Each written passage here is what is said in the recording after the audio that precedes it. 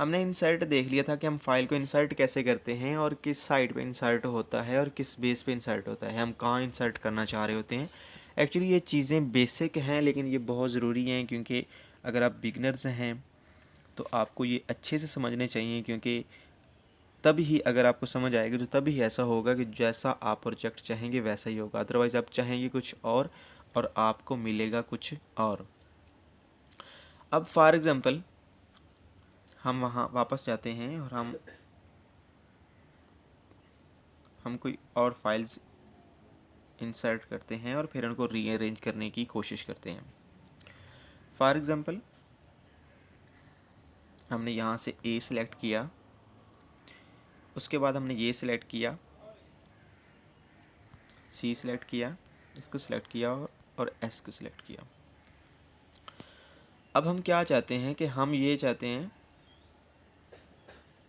ये इस तरह क्यों हो रहा है, क्योंकि हमने सेटिंग में जाके एडिटिंग में ये किया हुआ है कैनवन फेस रिकग्निशन। हम इसको फिल इन द स्क्रीन करते हैं, ये फिट इन द स्क्रीन ये आप पे ही डिपेंड करता है।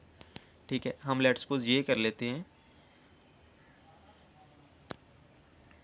क्योंकि हमने ये वो सेटिंग पहले ठीक करनी होती है और हम इसको बाद में किया। अब हम दोबारा से करते हैं, इमेज पर जाते हैं, इसको किया, ए को किया, इसको किया, बी को, इसको और सी को।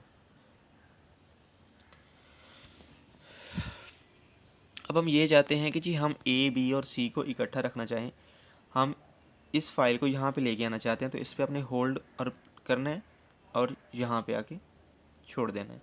अगर हम सी को भी साथ लेके आना चाहते हैं तो यहाँ पे इसको प्रेसन करें, होल्ड करें और यहाँ पे ला के छोड़ दें,